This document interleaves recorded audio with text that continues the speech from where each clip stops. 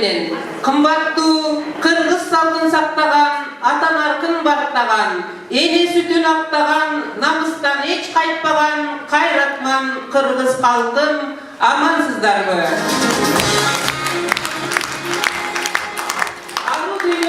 Тербеткен, ыр канатында көңіл серметкен, қарегінен нұр жанған жүрегінде намыс оты қайнаған, Акбай кыргыз жұртым, қадырлы замандаштар, бүгінгі ыр кечемізге қош келіпсіздер. Андамесе бүгінгі салтанатымызды ашық деп жариялаймыз.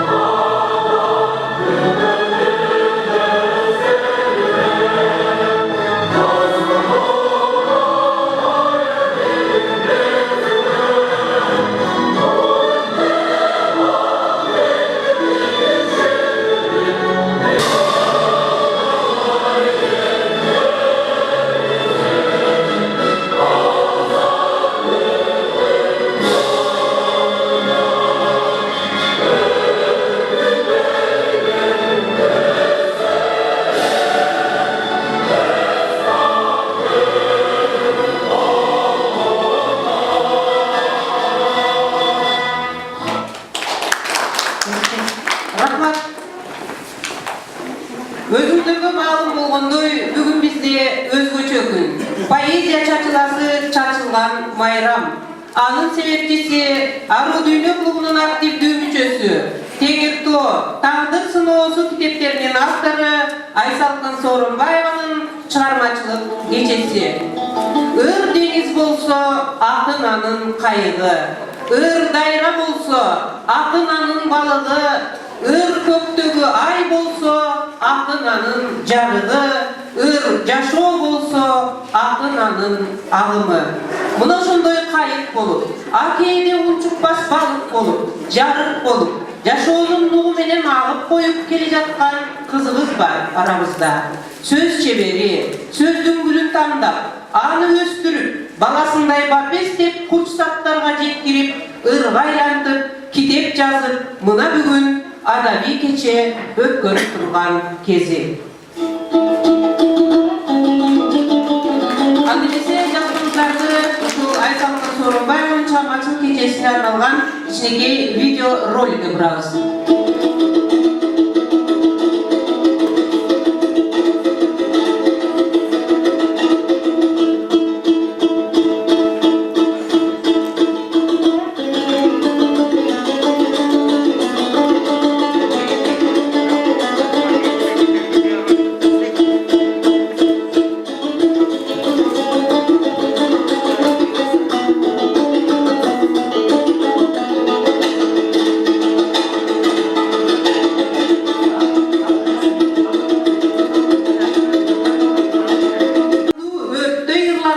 Çay demdep beremiz. Unutup kalbakla yeşil açık kirүү akısız.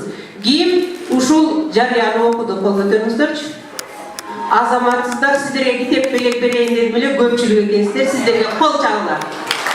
Olsun, ola biz bugün sizlerge aybay ısık ırlardan çay demdep beremiz.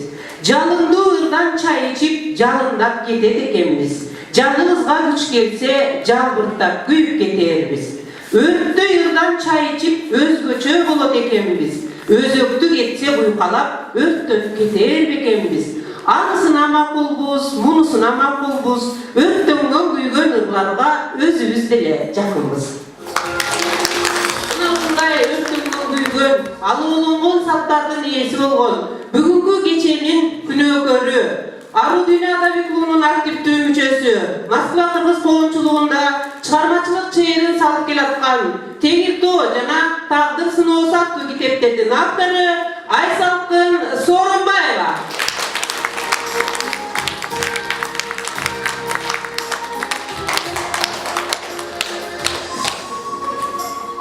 Men kızımın Tazarıykan atanın, men kızımın asıl münöz apanın, mezgil menen teң жарышпай чарчабай, мээнет кылбай жүргөнүмө капамын, ырды баалап окуганга жазамын, ырларыма мээримдүү мен апамын, ырларымдын алын сурап койбосо, аттың дүйнө мен ошого капамын, кези келсе бул дүйнөдөн кетемин, кептичекти ыр дүйнөнү кеземин, ыргактары кытыгылап сезимди, ырлар менен канатымдай сеземин, кези келсе ыр дүйнөнү кеземин.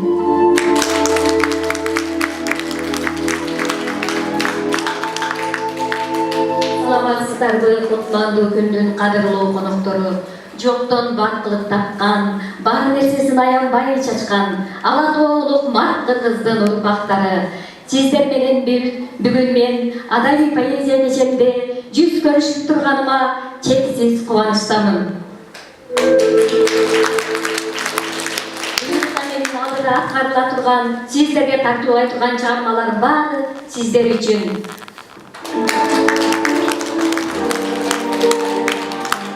Ушул ырлардан жан дүйнөңүздөргө сиңирип, жан дүйнөңүздөрдү байытып, жакшы эс алып, жакшы олтуруңуздар демекчимин.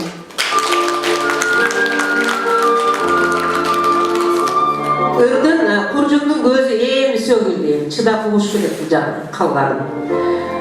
Аны билсе, бүгүнкү биздин салтанаттуу кечебизге атайын атартып, улуу башын кичүү кылып келип отурган биздин аксакалдарыбыз бар эмесе, ушул эже агаларыбыздан куттуктоо сөзүн баштасак деп турабыз.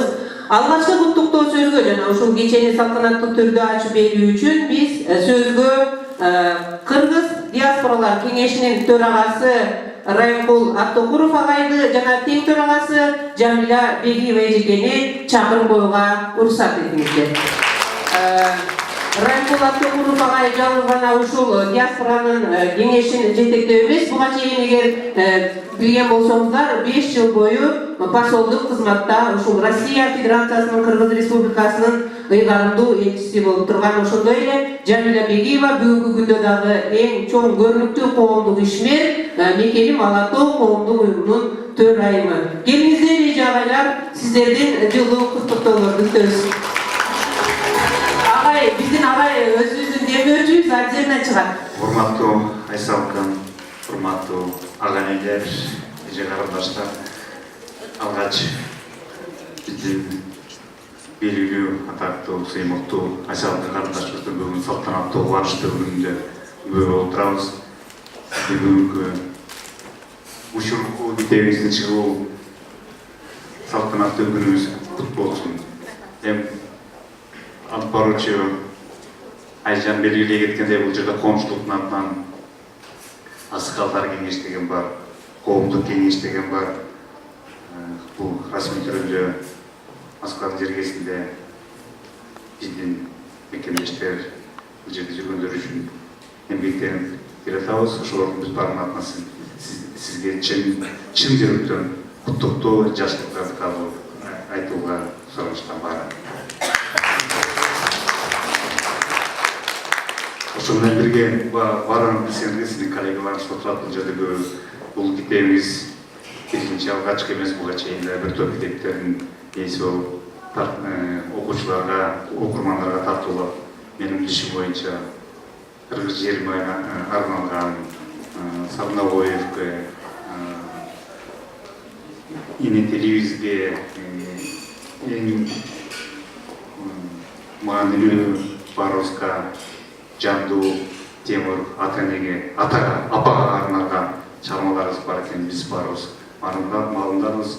Ошол үчүн сизге мындан ары ийгилик каалайбыз. Илхамыңыз өнүгө берсин, китептериңиз кошула берсин, томторун толук буюрса, кийинкиде дагы куттуктоорун кабыл алыңыз. Эми коомчулуктун атынан биздин атыбыздан бир эстелик катары тапшырууга уруксат бердиңиз анда.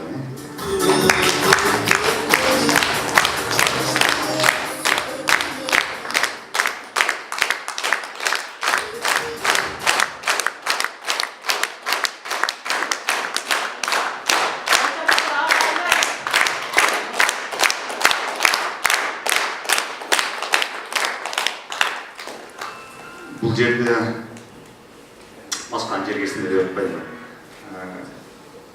Біздің кино искусство деп қойып, кино маданият тармағына кешегі жігіттер қыздар бар. Ошолордун сунушун сизге кайрылуу катары айта кетсем деген сиздин чыгармаларыңыздын бирине бир чаканым театрализован деп болот го. Ошондой сыяктуу видео сыяктуу жамы айта кетет го. Биздин желегибиз кыргыз халкынын атын дүйнөгө белгилеткен биздин чыгыс тор клубуштан 90 жылдыгына келаткан жылдар чоң негизинде белгиленип атабыз. Ошого сиздер кабардар болуп бир ошол темада бир чыгарма даярдап инсценировкалоо же видео же кандай болушу.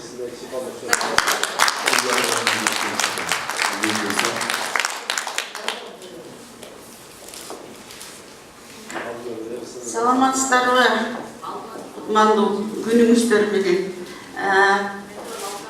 Бүгүнкү майрамыңыздар менен бүгүн ушу Айсалкындын ыр майрамы болуп атат.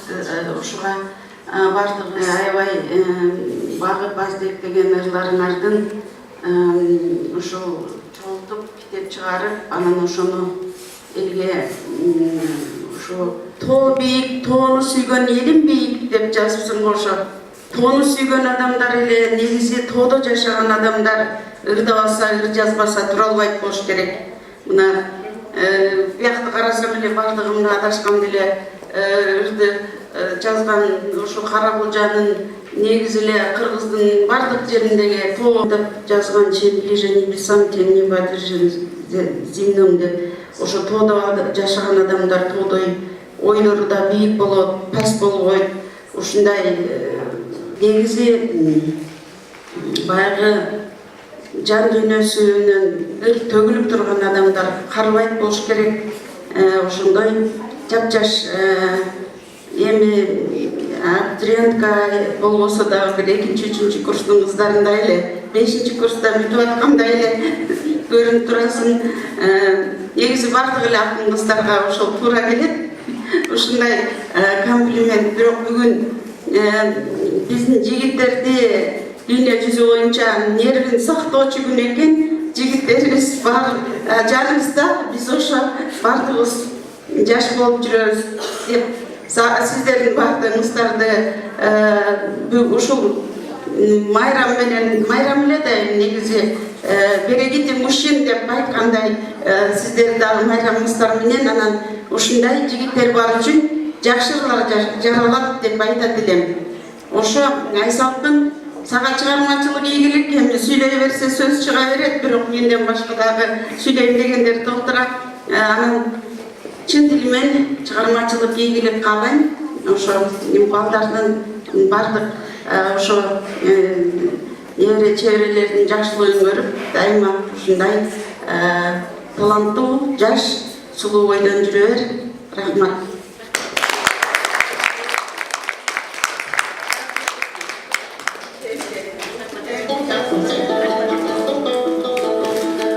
Рахмат, урматтуу ага-эжелер, сиздерге дагы дайыма кажыбас кайрат ушул алып бараткан коомчулук иштериңиз айыл тайса, жан дүйнөң байыса, тагдырдын сыноосу. Жүрөктөр толкуса, сүйүүгө кол сунса, тагдырдын сыноосу. Жашоонун кызыгы, оң же терс сызыгы, тагдырдын сыноосу. Ыр толгон жүрөгү, автордун китеби, тагдырдын сыноосу. Аттуу китеп 200 рубльдан менин жанымда сатылып атат. Алыңыздар, автордун колу куру кетпесин, көрүндүгүн бериңиздер, мага берсеңиз деле берип коёмун, же болбосо прямой деле берсеңиздер болот. Китептер сатылууда, баасы 200 сомдон. сомду да алабыз, кстати. Тегилтөө жана тагдыр сыноо саттуу автордун кол тамгасы менен китептер сатылууда. Мына ушундай жанынан, жан дүйнөсүнөн өр төгүлгөн Аруу Дүйнө аттуу клубту билесиздер. Мына ошол клубтун жакшынакай кыздарын мен жаныма чакырып алууга уруксат этиңиздер. Айсалкын аттуу менен келатышат келге. Акроир деп коет, муну билесиздер, ар бир тамгага жазылат. Муну жазган мен билесиңер да, атым Айжан. Айды көр да жүзүн көр, асел тамган сөзүн көр, айткандар акыйкат, Айсалкындын өзүн көр. Ил бердиккен өзү, изги тилек ой менен, иши жүрөт буйруса, ийгиликтүү жол менен. Салабаттуу салкын кыз, сабаттуу булакын кыз, санатырын окуса, саат сайын жакынбыз. Ата салтын сактаган, ата-энесин бактаган, ата журтун ардактап, аздектүү ой калчаган. Лириядай көркөмдүү, либасындуу эңдирип, лоола гүлү ачылат лирикасы сүйдүрүп. Топуракты катталган канча томду жазат, калем кылым камап баштаса катар-катар созат. Ыймандуу кыз чынында, ырыскысын казат ал, ынтымактуу бүлөсүн ырга кошуп жазат ал. Назик көңүл үлгүрүп, найзадай куч көзү бар, наадандарды көргөндө, насатыччы сөзү бар. Ал ким? Ал Айсалкын. Караган сайын көз тойбой, калгандыр канча жан жетпей, сыраяк сыры кетсе да, калган сынду сын кетпей, сымбаттуу досум кандайсың, сырларын капкан ичине, саламды алик алгайсың, жолдонгон сага кичине. Жаң эле төрөп саптарын, жаң эле чулго орогон, Айсалкындын ырлары жаш бөбөктөй торолгон. Багып ал эми бапестеп, кышкы сууктан корголоп, көрөсүң күчтүү сап чыгат, калемдер турса жорголоп. Анткени анда сүйүү бар, жалында отко күйүү бар. Эч качан өчпөйт ырларың, өр чалып турса сүйүүлөр. Ошол кыздарыбыздын арасында өздөрү кезек менен окшоп, арнап келген ырлар бар, Айсалкындын ырларын окшоп жана Айсалкынга обон ырларды обон чыгарып келген кыздарыбыз дагы кезек. Техника илимдеринин кандидаты адашкан жокпу? Адашсам урушуп коесуздар. Саламатсыздарбы? Поэзия вечесинин меймандары. Албетте кыргыз эли өзү улуу эл кылымды картып келгенде деп айтабыз. Кылымды кантип карткан. Кыргыз эли эмнеси менен улуу, Айсалкын, Айжан, ушу жана Аруу Дүйнөдөгү жана биздин кыздар берип атат. Кылымды тартыш үчүн ал жерде жашаган эл, мамлекет болуш керек. Патриот болуш керек. Патриот болуштун жүрөгү болуш керек. Жүрөгүн жана сырларын бирөөлөр айта алат экен. Айжандай, Айсалкындайлар болсо өр бетинде жазып кетип атат. Мына ушу менен биз кыргыз эли кылымды картып келе атабыз деп ойлойбуз. Андан башка дагы эр баатырлар бар, эр табылды бар, эр Сартомай бар, жанагы башкаларды дагы аларды кылымдан кылымга ушу тарых катары калтырып келе аткан чымыны бар ушулар эле. Ошол өзүбүздүн чоң аталарыбыз. Эми мен бир канча саясатка урулуп кетейин. Канча да биз чоочун жерде жүрөбүз. Ошол чоочун жерде жүргөндөн кийин жана менин алдымда мырза менен биздин эжекебиз анчанча куттоосун айтып кетти. Райымкул агайыбыз бул өзү ошо жанагы Москвадагы биринчиден элчиликтин өз убагында полномоченный, чрезвычайный полномоченный посол болчу. ошол боюнча мына бүгүн асырдагы кыргыз элинин жердеги кыргыздардын башын бириктирип коом катары иш жүргүзүп келет. Мен илим жакта иштегенден кийин мен дайыма биздин өзүбүздү ошондо тарбиялаганбыз. Структурированный деп коет, баягы өз ирети менен болуш керек да, ошол ирети менен салып келаткан ушул агайларга чоң рахмат. Ошондой эле мына ар күнүн түзүп, жерде бактын сүрөттө көрүп атасыңар, бактылуу эжекебиз башка облустарында түптөп кеткен. Ошо булар баягы өздөрүнүн кечесине чогулуп атканда мен бир кандай бир аралашпал ошондон бери булар өздөрү тамашалап коет. Булар кандай болбосо да мен бир даже сөздү туура жасай албайм. Өзүм физик математика болгондон кийин грамматиканы жакшы билбейт окшойм. Бирок булар дайыма мени ошо ээрчитип аралашып жүргөнүнө чоң сүйүнөм, сыйынтамам, ошол үчүн чоң рахмат. Эми эмне дейм мен? Мына эл мен атам айтчу эле, балам дечи, сен бирөөнү сынагандан көрө, сени бир ээчиген бала барбы?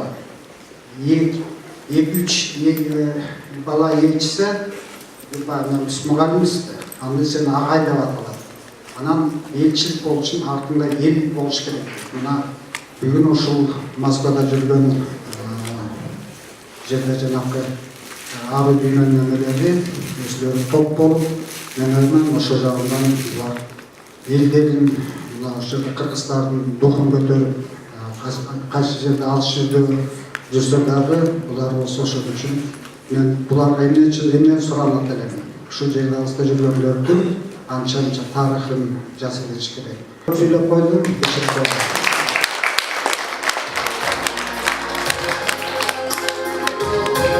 Рахмат агай. Агай мындай сөздүн улугу, белектин куругу жакшы кылат да, карабайсыңар. Көрүндүктөр ушундайынан аябай кабыл алабыз. Шаш учуп келет, гүлгө жетпей калды мына. Ушундай гүлдөрдү алабыз. Жакты мага. Силергечи? Айсаттын азып барган гүлү мага аябай жакты. Көчкөн кезде сур булуттан чыккан ай Кезген, тоонуңузга шамалына бой керген, атакемин жаштыгынын изи жок, кары барат, 90 таяп күч кеткен, аппак чачы, кара түстү унуткан, карылыкта эс тутумун куруткан, кайрат күчтүү, шартылдаган атамы, карытко деп ойлобопмун мурунтан, карылыктын доорун сүрүп кадырлуу, олтурса да отуулуу жагылуу, иштен сызып аяп кетем аргам жок, нуру өчкөн көздөрүнө кайгылуу, көпкө тиктеп бир чекитти ой баскан, кыялында ойлор түрдүү жол жасап, башты ийип карылыкка тагдырга келе жатам, топук кылып көп жашап.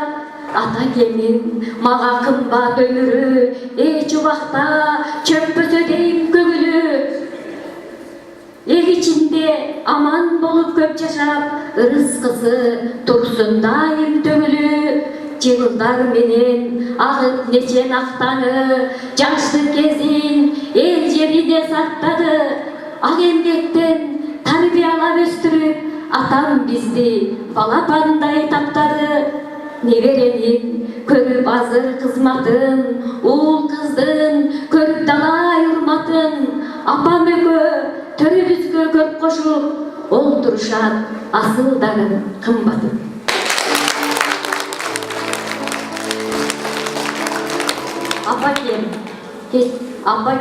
Апакем-ай, жан кубатым, кымбатым, канча жолу жан дүйнөгү сыздаттым, күнү-түнү уйку көрбөй ал пештеп, алдей айтып, ак сүт берип уктаттың. Кээде калсам, сөзүң укпай таарына, кайыл болуп, кыялыма баарына, бар тапканым, жайып жолум күчүүсүз, мен мектептен келгичекти сагына. Балалыгым бакыт менен коштолду, барды, жокту, билбей кызым шок болду.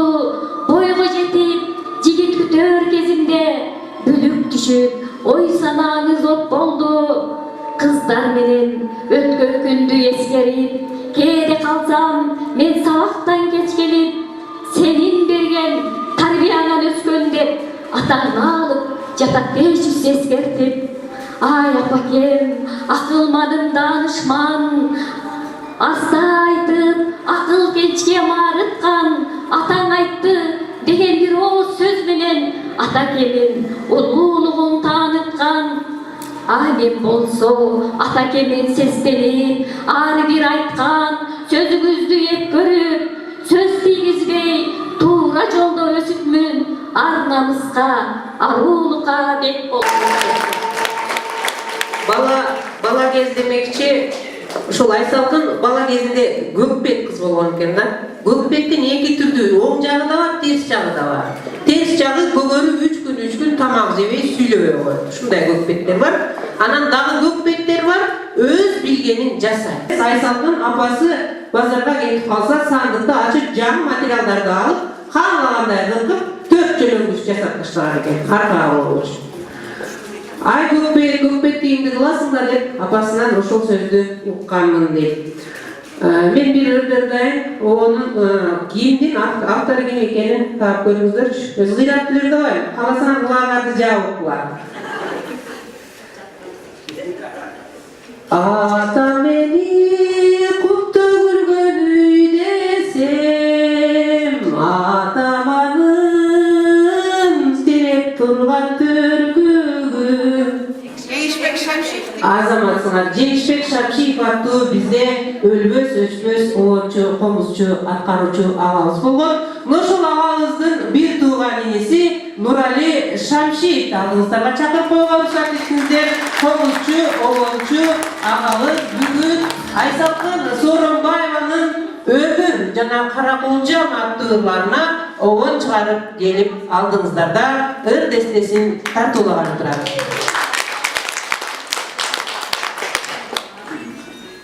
Саламатсыздарбы мекендештер.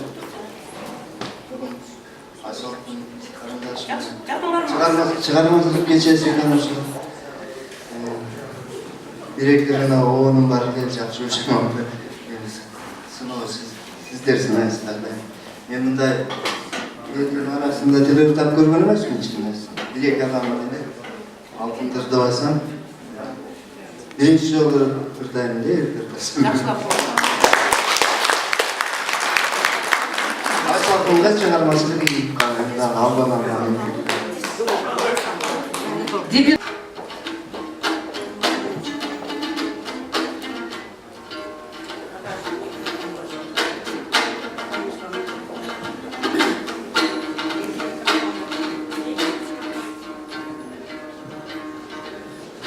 yaşlı bilinmezden muradı Göz bilişli öpüp çatar Hiç güzdüğün çaldırak da dilinde Biz bilgisi yüzümüz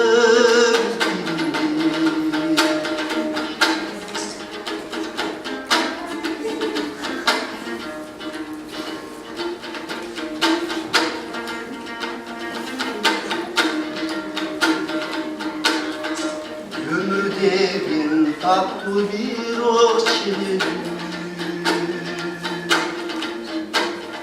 Armandır vay gönül vardır Acal olup toktap öpüp duralay Ömür cimri üzülgün sonlarlar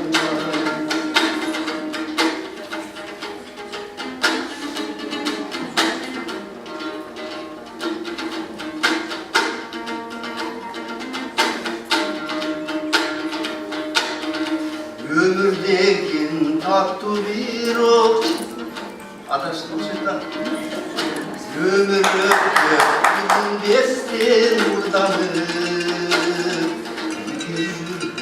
Ökün gün Ömrümüz kança kaldı karanlık Uğra yolu taştaylı çıkmadan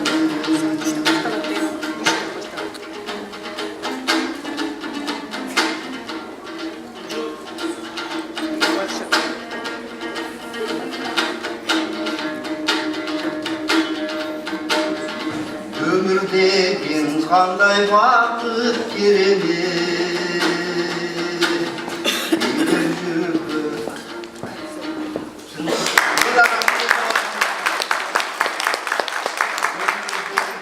Qanday vaqt keredir. Ömür versin andan başka ömür degen arka baytayraday aydalan yüz baktındı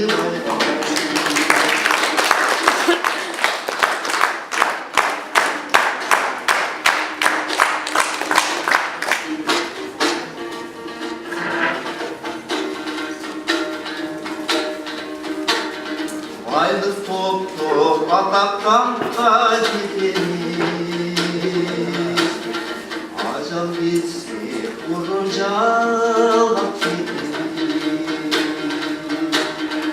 Ürdünüyüm uğras olup kalanlar Acal bitse araçalar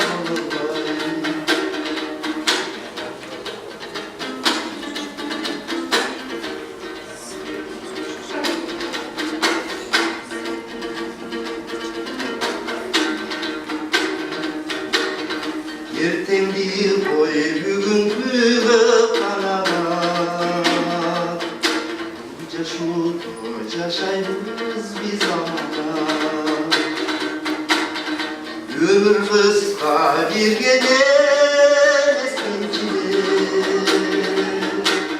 Gündüğündü bütbeyeni gençler Dalı ушул Айсалкындын китебин бир уттуктан кайталы бетинен өп дейт Баян Адашканбай экебиз.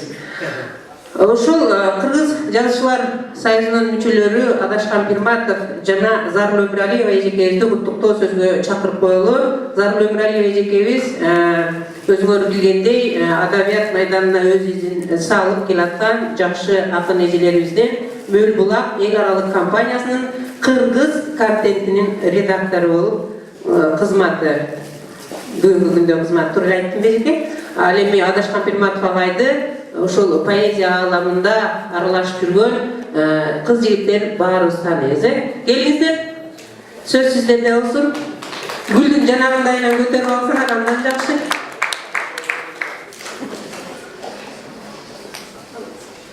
Жигиттер, мен кызматта болот. Мырзалар, урматтуу ошо биздин кесиптештер деп койсо боло берет. Бул Айсалкын өзү менин карындашым болот. Бунун айта келсе кичинекейинде мен Карабулчата центрден көрүп кала турдум дагы. Онун өчпөй турган өңү бар да. Баягындай элеге окшош да, Жамал Сейдахматовго окшош да. Карап көрчүмүндө ушул ошо окшош экен депчи. Анан эми карап жан кунар толгон асыл жер. Көй кашкалар чыккан улуу тасын жер, тоо ташынан алып түркүн кайрыкты, кыргыз элге өлчү акын эл.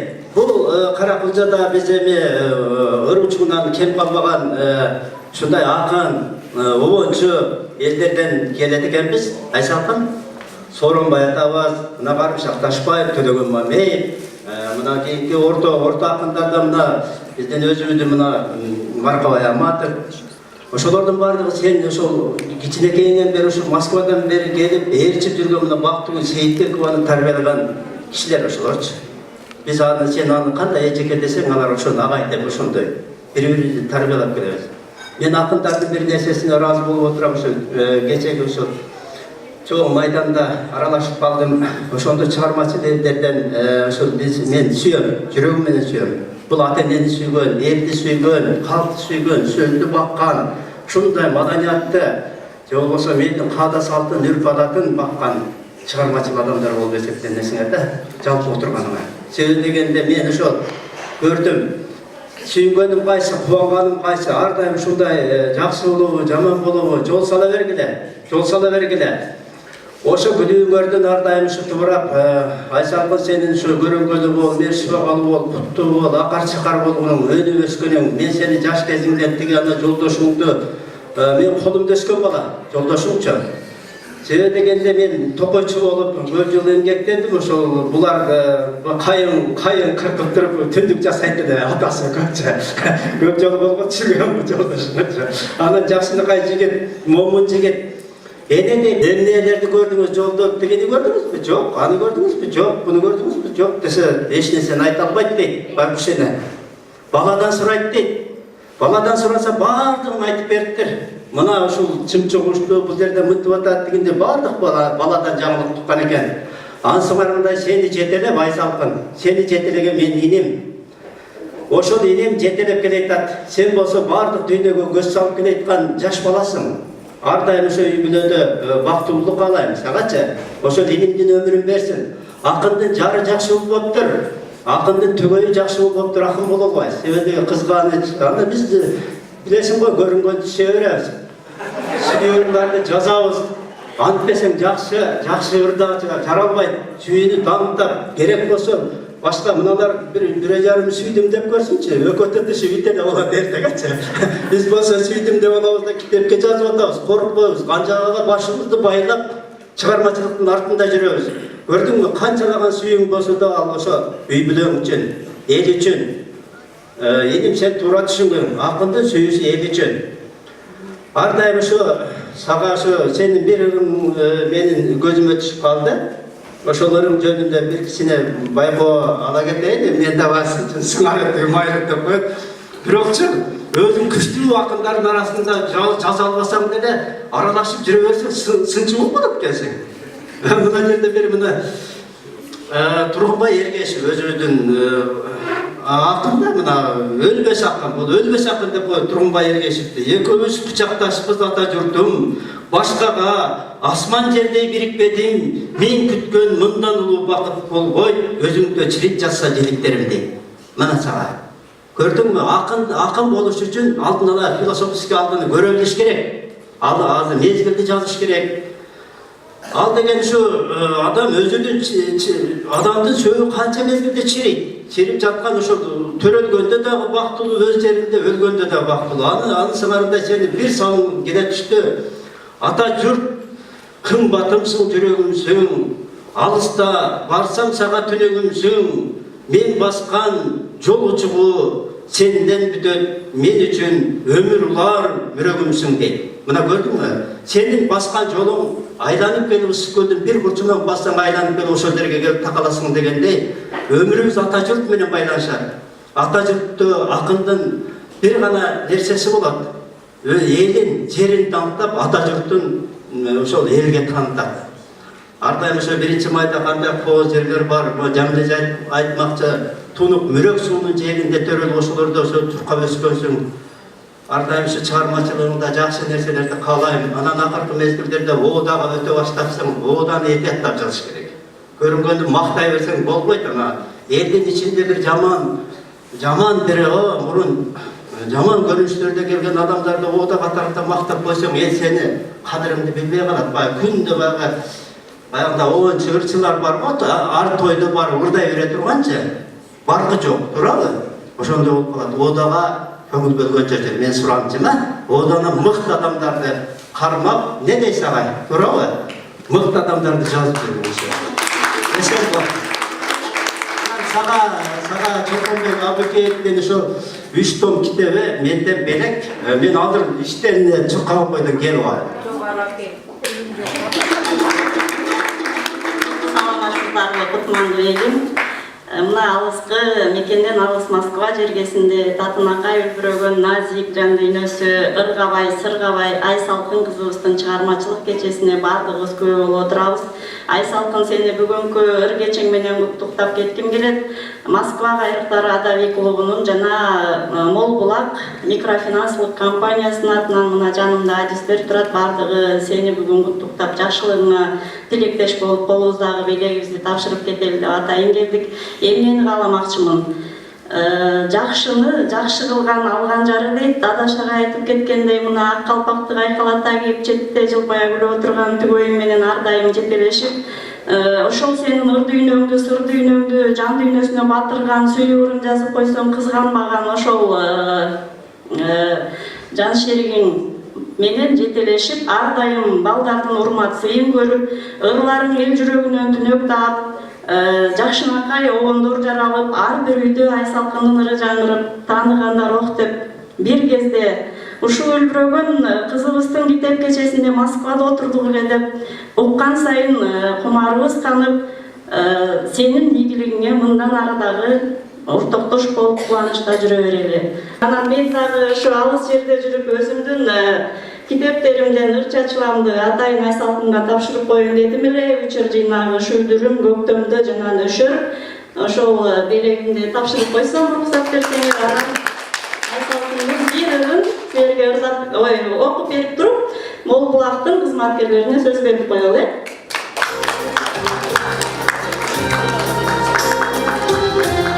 Өзүңүздүн калемиңизден танган ыр китептер мен чилек чоң байлык белек. Рахмат. Анан Айсалкындын ырларына сар эсеп салып отуруп, ушунчалык бир эле темага чектелбеген көп кырдуу талант экенине көзүм жетип, ушунчалык кубанып, сени ушул Москвадан ыр дүйнөсүнөн таап алып, бир тууган сиңдим катары сыйлап атайын алдыңа таасим кылып келдим алтыным. Айсалкындын ырлары өзүм билгиңер келсе ырына карек кадагыла. Сырларым ырларымда таптырбай кыйнап турган көөдөнү сокурларды уккун деп ырдап турган деп айткым келет дагы. Өзүм лириканы көп жазам, кыялдануу деген бир сүйүү темасында ырын жазып кеткен экен. Балким жолдошуна арнагандыр. Бирок акындар жана адашып айткандай сүйүү ырын жаз деле ар кимди сүйүп жаза берет деп ишенбегиле. Чындыгы бар албетте, бирок ар бир адам сырын айтат, ошол акын эле сөз түшүнөт эле деп ыйын айтат. Ошолор качандыр бир кезде жүрөгүбүздөн өз башыбыздан өткөндөй болуп ырсабына түшүп калат. Анда эмесе Айсалкындын ыры өзүмдүн ырымды окубастан бүгүн кече болуп аткандан кийин келишеби келишпейби Айсалкындын кыялдануу деген ырын сиздерге тартуулап коеюн. Көтөрүп көңүлүмдү күздүн жели, негедир көп ойлондум бүгүн сени, саргайган жалбырактай элес калып, сагынып турганымды сездим эми. Санаага салып түрлүү ойлор мени, сүйүүнүн келип турду ысык деми, жол карап күткөн күнүм бакыт болуп, мен азыр ошол күнгө кетким келди. Тынч жаткан жүрөгүмө бүлүк түшүп, алдыңан чыккым келди жолун күтүп, алоолоп оттой жанды сезимдерим, шамалдан турса дагы денем үшүп. Сагыныч сүйүү толгон кыялыңда, эркелеп боюм таштап кучагыңа, ээрчишип сени менен баргым келди, жаштыктын жалындаган жылдарына.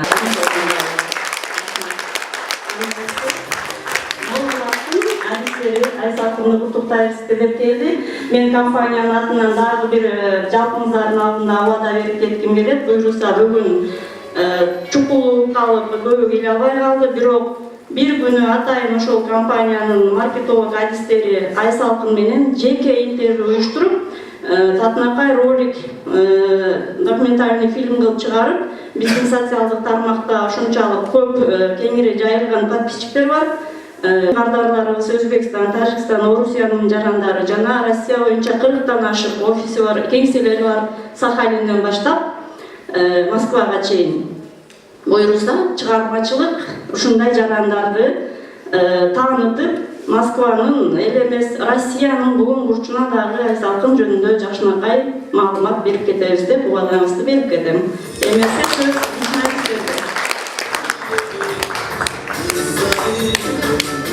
Айсалкын эжесин ошол бүгүнкү куттуу кечеңизге күбө болгонуна кубанычтамын. Кубанычыңызды унутпай, баягы күнүмдүк турмуш менен алаксыбай, өзүңүздүн жан дүйнөңүздүн ичиңиздеги баягы нерселерди ыр менен чыгарып, унутуп калбай жүргөнүңүзгө ыраазыбыз. Анан ушул кечеңиз өзүңүзгө кут болсун. Биз угушубузга караганда бул биринчи кече эмес экен. Мындай кечелер көп болсун, көп ырлардан жарат. Бир эме айтып бергим келип атат. Арасында жакшы менен жамандын, кээде жакшы, кээде мен да жаманмын. Анткендигим адаммын деп. Бүгін сіз менен ушул кечеде таанышканым үчүн кубанычтамын. Ишиңиз илгерилей берсин. Чоң рахмат.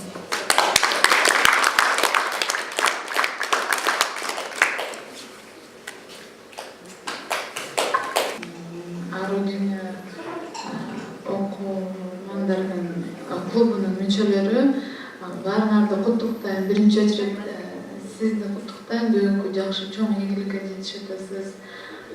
Мени башкага окшоп эмесмин.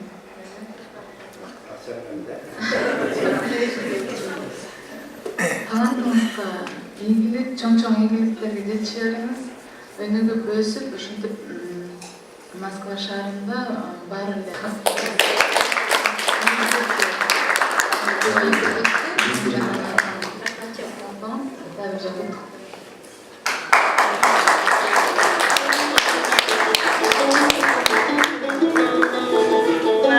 Качкын Отурбаев агайыбыз атайын Кыргызстандан аманаттуу берип жибериптир. Омар Хаямдын макал лакаптары, өмүр баянын, акыл сөздөрү жана рубаилери кыргыз тилине которулган. Ошону компаниям улап, Айсатына Гүлдестер ата сынып кетти.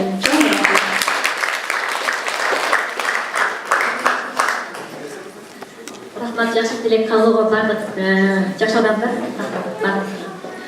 Эми ушунча болуп калды. Азыр мен программада деле башкара ыр болчу. Мына адаш экебиз, Зара эжебиз. Мен жолдошум жерде көбүрөөк сөз кылып калышты. Анда мен жолдошуман алган. Сен менин өмүр жазып. Жактуу, сабыр күткөн жан шеригим, сырыңды айтчы деги барбы кебиң, сызылып ичке катып кызганычты, сыр бербей акыл калчап турган кезиң. Түн катып ырлар жазсам теритпеген, ырымды окуп сындап зерикпеген, төңкөрүш жасабастан жан дүйнөмө ызааттап акыл мазат берип келген.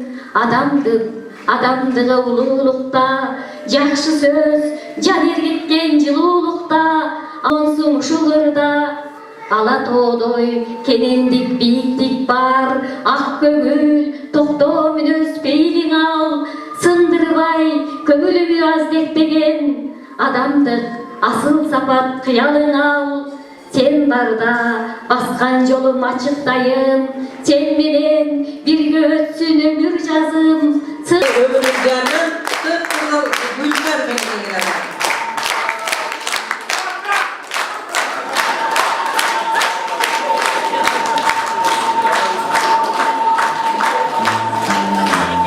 O çiftlerin iletileri roz geldiğim çakırdı.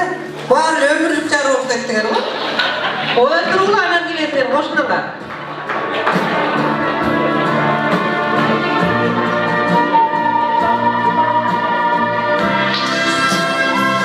Moskva'ya qandaycha kelip kalganını aytып bereyин anda men билем да баягы. Айсалкын бизде союз бузулуп, элдин баары Бишкекке келип, Бишкектен тирилик кылып калганда, Аяшокко келип, Бишкекте келип соода кылып калышат экен. Элдин баары соодагер болуп чыгып кетпеди, кыргыздын баары. Соода кылып, анан булар бир күнү жалаң чай алып чыгышат экен. Кадимки эле пачкадагы чайды сатып атат экен. Алардын жанында сода, пищевая сода деп коет го. Ошондой соданы сатып дагы бир парочка отурат экен жубайлар. Bir gün geçki алар деле булар деле сода болбойнан кечкисин эле булардын деле чай өтүп баасына болсо деле берилели деп сатып жибериштир. Караса алардын содасы тез өтүптүр. Сода булардын чайына караганда бар түгөнүптүр да. Анан эртеси булар үйүндө кеңешип коюп, чайга караганда сода жакшы өтөт экен деп эртесине булар сода алып чыгыптыр. Сода алса тигилер чай алып чыгып алыптыр. Өзүңөр ойлоп көргүлө. Анан бири-биринен түштөн кийин анан аяштырып атат экен. Силер эмнеге чай алып чыктыңар? Кече силердин содаңар жакшы болду го деп. Бири-биринен сурабай туруп, көрүп болбой турбайбы? Здрасте менен спасибоны билем го, Москвага бара берейин деп ушу эки сөз менен Москвага келип түшүп калды.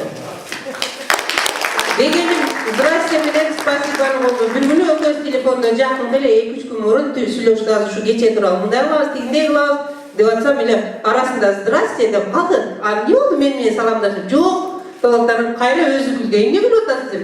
Ойга директорум кетип атса, кеч болчу, түн кеч 7 болуп калган. Кечкисин. До свидания дейм деп здрасте деп коюптур да. Начальник. Анан мен учурашып калат экен да жумушуна кирип туруп, здрасте дейм деп туруп, спасибо. Все, я поняла дептир. Орустардын күлбөгөн жери жакшы. Биз болмай күлүрөбүз, караңыз.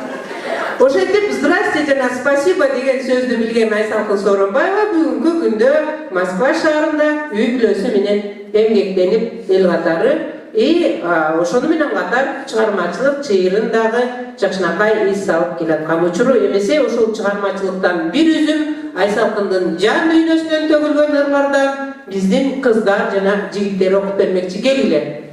Болсун, Айсалкын эже жакшылыгыңыз менен куттуктайм. Анда мен сизди Айсалкын эженин калеминен таандык, керек эмне деген ырым окуп коеюн. Ойлон, изден, өз жолунда жүрө бер. Ойно, иште, көзүңдө жаңылба. Бирде өйдө, бирде ылдый бул турмуш. Туура сүйлө, акыл эсиң барында. Айта бер, чындык сөздү танбастан. Sen bilesin, halk kazanı kaynabay. Buğup жатпа, kıtmır gülüp yaşanıp. Cüzü жоқтук, akır bir gün, jırga bayt. Uşak aytsa, bilip bilbey erçibe. Min kubulat, cüzü kara kuğulanıp. Bağrı jaman, özü süttöy taptaza. Sen de bir gün, kalasın go, uğlanıp. Oylon, işte, tuğra joldu tandagın. Oyno, izde, jaman jolgo barbagın. Uşak aytıp, çağımçılık ayынан. Düşünösün, kiyen жалгыз kalganın çok rahmet.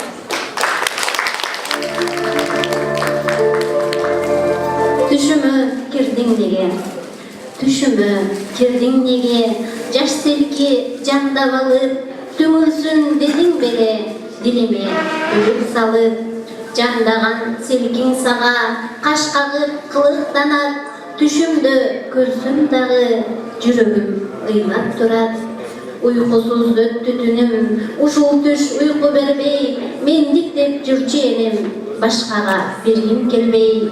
Сезимге бүлүк түшүп, жабыркап ыйлап турат, сен деген асыл ойлор бир түштөн кыйрап турат. Түн менен кетсин түшүм, кезипчи эртеңимде, жолуңду тосом бүгүн, ишенем келериңе.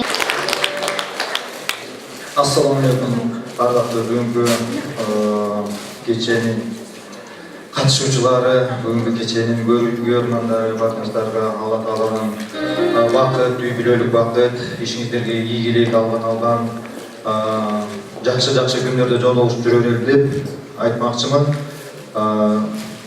Өзүмдүн абжем болгон Айсалкын Сооронбаева абжем болот. Атамдын өкүл кызы болот. Еринсакин атамдын өкүл оолу болот. Кандайча айтсам мындай бир тууганбыз дегендей экен. Анда көк көрүү деген ырым окуп берип коюлган уруксат этиңиздер. Шамал жиреп, учкан октой зуулда, ат жалында жигит барат шуулдап, колдон жулуп көк көрүүнү эңгенде, көргөн элдер сүрөмөлөй чуулдап. Көк көрүүнү чоюн бутка бастырып, акыл менен ат дизгинин шарт буруп, тутту жарып, алып жөнөйт маарага тулпарларды туягынан чаңчырып. Атаандаштар куйругулай жарышып, аргымакты аркы дерти чабышып, каны кызып көздөрүнөн от күйөт, камчылары оозорунда карышып. Жигиттер, баатыр мүнөз тайбаган, асыл тукум, аргымакты байлаган, тай казанга таамай таштап мөөрөйдү, канын жанын жеңиш үчүн арнаган. Кубаныштан, көөдөндө от кайнаган, ат ооздугун албууттанып чайнаган, кыргыз жигит кое бербей намысын, кыран куштай окторлап кайрадан. Рахмат чоңдорыңыздар үчүн. Рахмат, кыздар, жигиттер, силерге дагы чыгармачылык ийгилик. Албетте, булардын өздөрүнүн калеминен жаралгандагы ырларга кезек беребиз. Ал эми азыр болсо, ырларын салып обонго ыр жандуу кыздар келишсин. Айсалкындын ырларын жандуу ырдап беришсин. Арудуйна Адай клубунун мүчөсү Айжамал Калмамат кызы Айсалкын Сооронбаеванын текстине жазылган обонду ыр белекке алып келген экен. Жана ошондой эле ушул эле кыздын обонунун аткаруучу Бурулай Жээнбекова кызыбызды. Айжамал жана Бурулай Жээнбекова кыздарыбызды чакырып коюуга уруксат этиңиздер. Саламатсыздарбы, урматтуу кыргыз калкым. Мен аябай кубанычтамын мына бүгүн Кыргызстанда отургандай жүзүңөрдөн жылмай атыласың. Бүгүнкү поэзия кечиң кут болсун досум. Анда эмесе куш канатын жайып келен асманга, бийиктикке көтөрүлүп учкандай, бүгүн сен да тал байемгек артынан көтөрүлдүң бийиктикке бир таана. Аруу дүйнөң таразалап, тадбир сыноолорун жазыпсың. Бул жашоодо биз пендебиз. Эртең күндө бүгүн туруп билбеген, көрманын сабак алса барактап, өз тагдырын бурар бакыт жолуна. Аз да болсо пайда берсе пендеге, эмгегиңе разы болуп акында. Досум, кубанычымды бөлүшкүм келди сен менен. Досум, бул бакытты бөлүшкүм келди сен менен. Толкунданып эргөгөлүп токтобой, ырларына канат тактым. Мукам назик үн менен көйлөндүрдүм, көйгө салдым. Бийик утсун деп, көрманын китеп издеп, бакыт таппай жатса эгер, кайда болсо, басса, турса, жатса дагы, ырларымды дайым угуп жүрсүн деп, чын жүрөктөн каалайм сага. Эки дүйнө жакшылык боло берсин бул чөйрөдө. Бийик ийгилик, анда сага билек болсун ушул үн. Кезек келди сенин жана менин болот ырымда.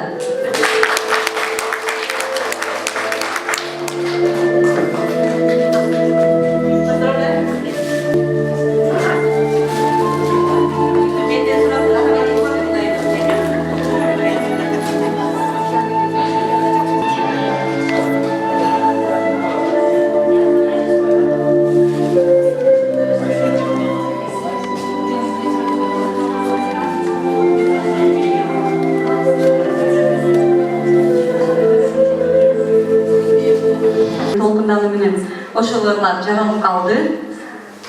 Ошол себептен кепчиликтерин неге албайсыңар, көңүл албайсыңар. Аны эмесе, махабат деген ыры.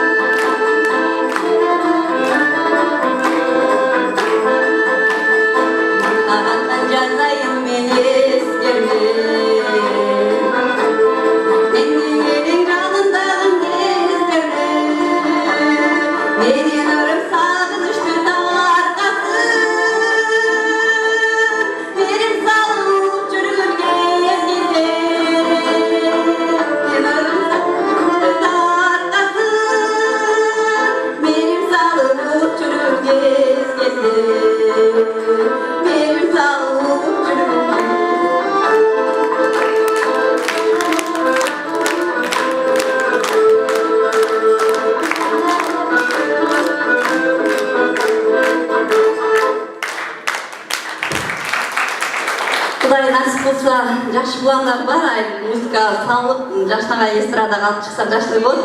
Эми азыр мына жерде зарыл эже дагы ошол кыялдануу деген ырга көңүл буруу менен бүгүн ошол кыялдануу бакыт ачылган күн экен деп отурам. Мага да ошол тема жагып, ага да оюн жаратканмын, ага да көп болуп коесуңар, аны досым Бурлай.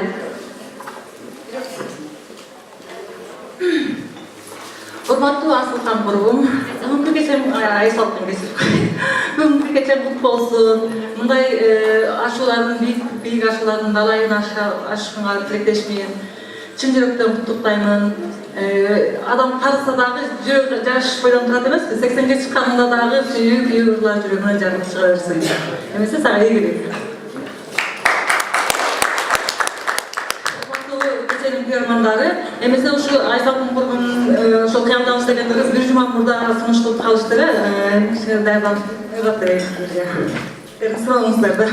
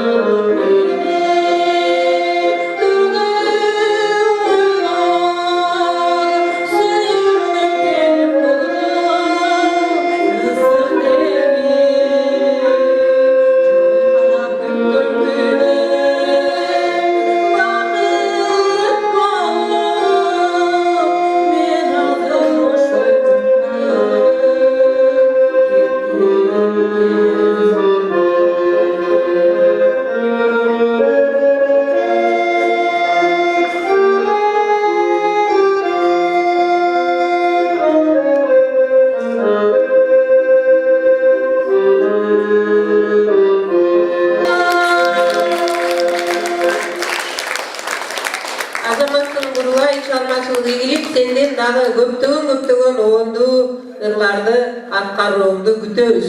Күтөбүзбү? Кол чаап койбойлу. Күтөбүз да.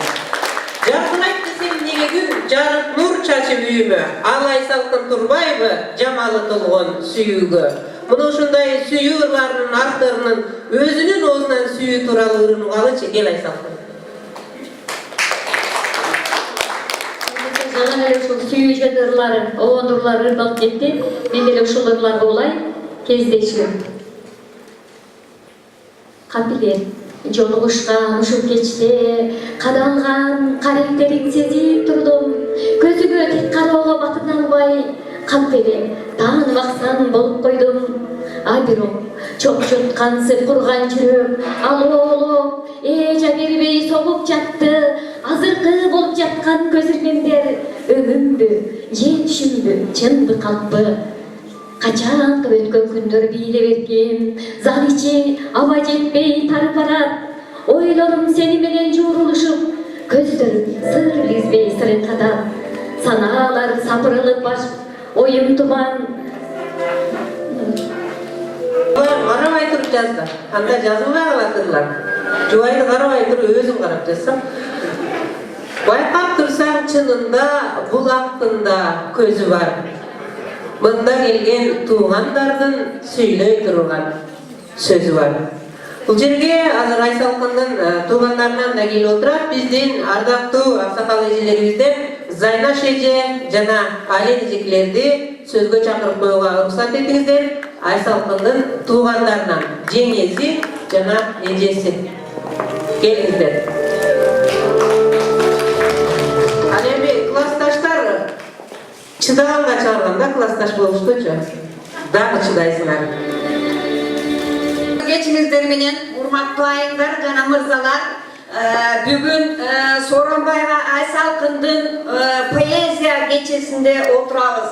Мен ушул кечеге катышып калганыма өтө чоң кубанычтамын. Айсалкын биздин 1-май айында төрөлгөн, ошол жерден чоңойгон 1-майдын эң бийик чоңларын кар баскан, мөңгү баскан тоолорун абдан сонун бизде Кулун ата деген көлүбүз бар, ал жерде кулун туйлап турат. Ошол биздин Каракулжанын сулуулугун көркөмдөп, шунчалык сонумлуп жазган ырлары, поэзиялары адамдын бардыгын суктантат. Мен өтө кубанычтамын бүгүн ушинтип ушу поэзия кечесине катышып отурганга. Айсалкын, мен сага абдан каалап кетет элем. Дүйнөдөгү сага аялдык бакытты, анан семьяң дагы жакшы жашооңду бакыт каалайм. Бала чакаңдын, уулдарыңдын урматын көрүп, кыздарыңдын кызматын көрүп, дүйнөдө бактылуу эне бол. Ушу калемиң курчай берсин, Кудай Таала мындан дагы ташкындатып, алоолотуп бере берсин. Кыйын чыккан экен, мен ошол үчүн сага мен ошо Курманжан атканын ушундай урпактары деп сага бир жакшы нерсе. Алты сабам пакта бол, ай көрүнгөн такта бол. Алты уулдун энеси Курманжандай дат бол.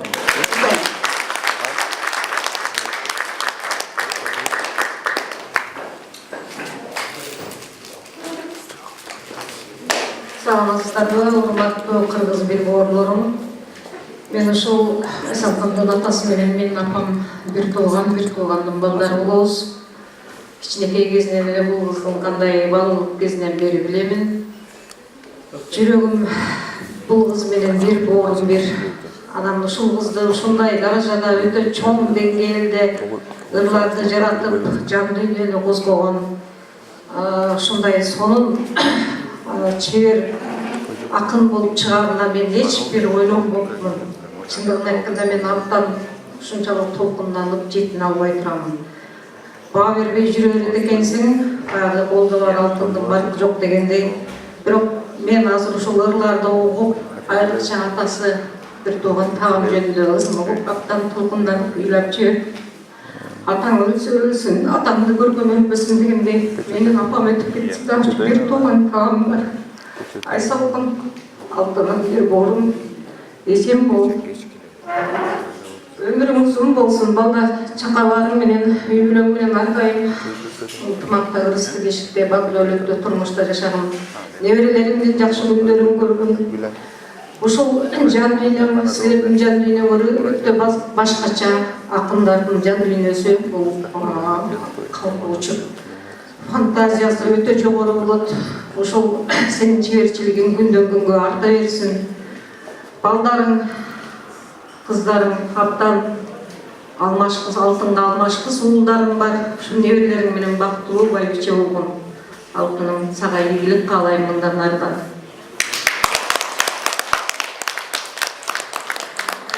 Жалпы ушул ыр сүйүүчүлөр, сиздер кош келипсиздер, рахмат сиздерге, баарыңыздарга мен таазим кылам. Мен ушул Айсалкындын бир тууган эжеси болом. Айсалкындын сиңдиме мен сыймыктанам. Мындан ары да чыгармачылык, ийгиликти багыңдар, туу чокусуна чык. Ден соолукта бол, өмүрүң узун болсун, алган жарың менен кен алышың ары. Кудай Таалам кандай жакшылык болсо, ошол жакшылыктын баардыгын сага атаңыздын. Баарыңыздарга рахмат. Кыскача эле сиздин.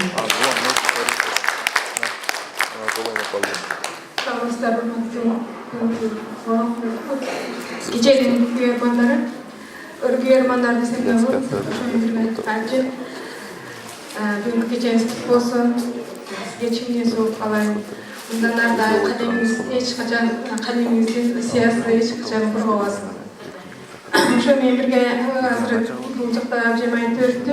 Ушул же тайнем жабмакчы болгон чоң тайнебиз же болсо чоң тайнтабыз сооронбай бир кошокчу же мындай талант ээси болгон да.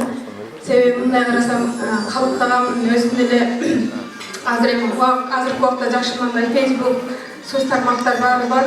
Илгеркилердин мисалы көбүнүкү чыгармачылык, мындай акындык талант болгон, бирок көбүбүзгө да калып калган. Бул калыптаган эле ушундай аябай жакшы жамак ырлар бар. Аларды да чыгарсаңыздар бир жакшы эле бир чыгарма, бир томдук китеп болчу. акындардын ырларын жан дилиме жакшы жакын кабыл алып угам окуйм. Мен кече жакында бул сиздин Каракожа деген ырыңызды окудум элем.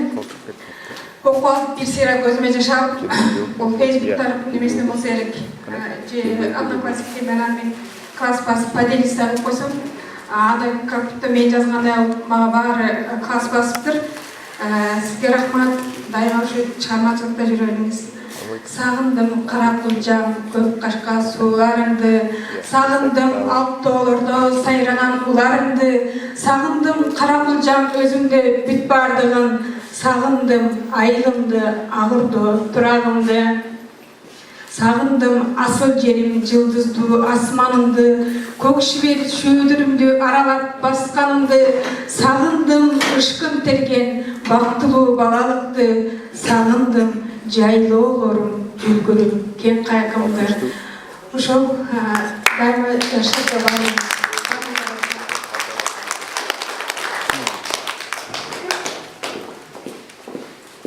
Рахмат, урматтуу туугандар.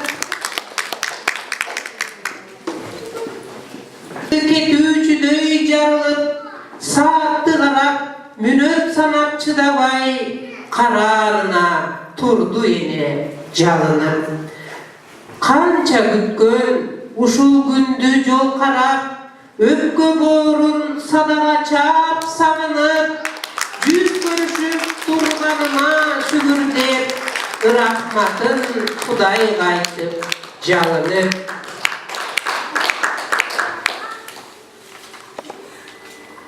Жолун карап, карегеңиз талбаган, күтүү сана ойлор сизди арбаган, түн уйкусун төрткө бөлүп түйшөлүп, күндүр-түндүр арылбайсыз санаадан. Апакем-ай, сиздей кимдер мени күтө алган, жакшы жаман кыялыма түт алган, мээримиңиз чалкып жаткан океан, сиз бар үчүн жарык тура бүт аалам. Сизден алыс кеткен күндө сагынып, өпкөңүздү чаап мага кагылып, оорубастан жүрсө экен деп Кудайдан, ден соолугун сурайсыз сиз жалынып. Таңда туруп, жакшы дуба кыласыз, кызым качан келесиң деп сурайсыз. Апа, күтүң дагы бир аз десем мен, аман бол деп көңүлүмдү улайсыз. Күтүү азап, кыйналдыңыз, билемин, сагынуудан мен да азып жүдөдүм. Биздин Айшелебиз, урматтуу апабыз, бүгүнкү күндө эмдүү, күлүү, күчтүү бар. Мына ошол Айшелебизди бир сыйра эстеп алды окшойт. Жоолугунда көтөрө келиптир Айсалкын. Энелер бар болсун, аман болсун демекчибиз.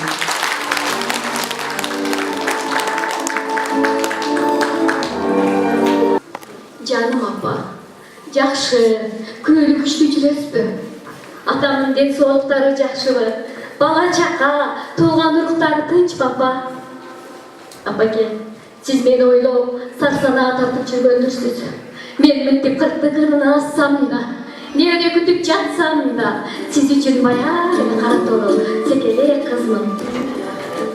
Ооба, сиз мени сагынып, саргая күтүп, олтуруп турган сайын, жаман кызым, алган жары менен аман болуп, бала чакасы эсен болсо экен деп, менин үй бүлөмдүн убайын тартып жүрөсүз. А менчи ак сүтүңүздү берүүчү ойткон, эч нерсеге теңдеши жок, улуу, ыйык апаке, сизди эстеген убактым жок. Көктөгөттүн айынан талаа түздө жүрөм. Балдарым ел катар ичсин деп, тамактын чүйгүнүн берем. Дос жарынан калбасын деп, дүкөндү түрө кыдырып, кийимдин кымбатын сатып берем. А сизгечи түрлүү кийим сатып берген мындай турсун, айда жылда бир акча которуп койсом, ак сүтүңүздү актагандай маардай, көпкө чейин унутуп кое турбаймынбы?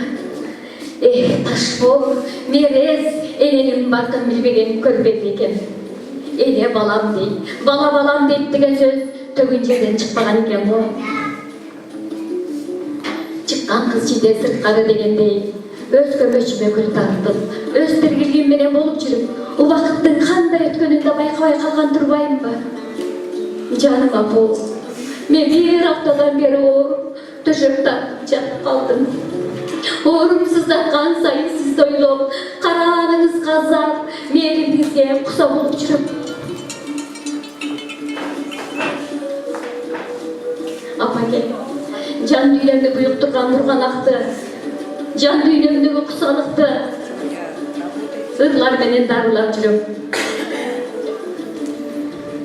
Sizge olgon sagыныç, can düğümü atpay buyup, köydöndө толкуган көз жашым мөлт-мөлтө кагып, өзүмө эч такыр кармай албай, сагынычтан эч кандай айла таппай турам.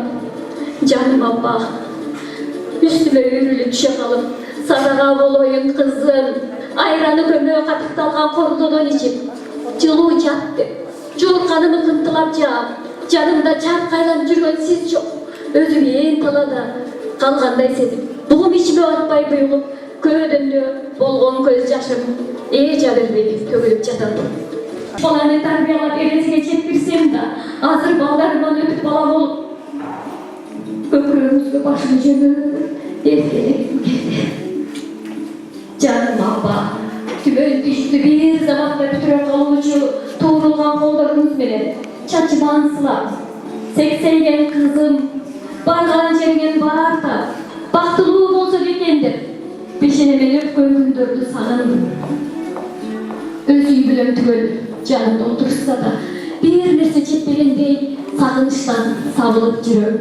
Бул жетпеген нерсе сиздин мээриңиз, сиздин алтын сөздөрүңүз го апаке. Кээ бир күндөр кой кантип сүйлөбөгүлө. Менен садага кетпегиле. Мен силерден садага кетейин күчүктөрүм деп. Жата калса, биздин сүйлөгөн сөзүбүздөн да чочулап, жаман кара көрбөй, балдарыңыз үчүн чаркайланып турасыз. Апаке, жан дүйнөм буюк турган бурганакты сизге кат жазып, кичине болсо да баскым келди. Эч нерсеге теңдеши жок улуу ыйык апаке. Сиздин караганыңыз эле тоодой желеп, түгөнбөгөн мөрөп турат. Жаным апа, сизге болгон уксалыктар менен дарылап, сагынычымы ыргайландырып жүрөм. Canım apo, ben sizden abdan sağındım.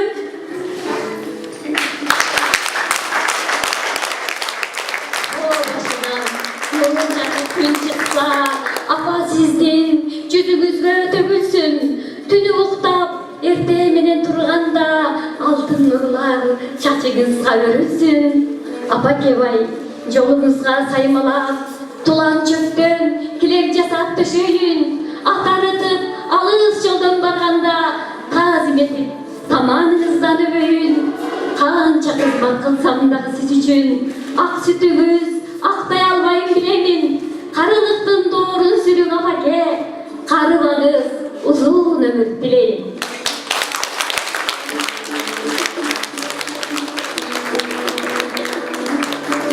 Өзүнө жашалбаган адам болбоду окшойт. Баарын апаңар сагыныңызлар мага окшоп. Канатына канат кошуп, жакшылыгында жанашып, жаман жолдордон адаштырып жүргөн Аруу Дүйнө аттуу клубтун кыздарын чакырып коюуга уруксат этиңиздер. Алардын дагы аздыр көптүр арнаган белектери жана арноо ырлары бар экен. Адашкан эки айтмакчы оодалары. Бирок азыраак узун эмес, чыдап окуп коесуңар. Чыдап демекчи, бир мугалим өмүр бою мугалим болуп иштеп, анан кийин о дүйнө сапар тартат дейт, барып түшүп калды, барып түшкөндө эле тозокко түшүп калыптыр. Эми тозок бейиш экенин билбейт да, бул жактан өлүп бара, жагы эле өлүп барса кайдан билсин. Мурда өлүп көрсө экен, тозок бейиш каерде экенин көргүдөй. Анан тозокто отурса, шайтандар кирип, сиз туура эмес түшүп калдыңыз, сиз туура эмес түшүп калдыңыз, сиз бейишке барышыңыз керек, өмүр бою балдарды окуткан турбайсыз деп атса. Кое бергилечи, мектепке караганда тынч экен деген экен.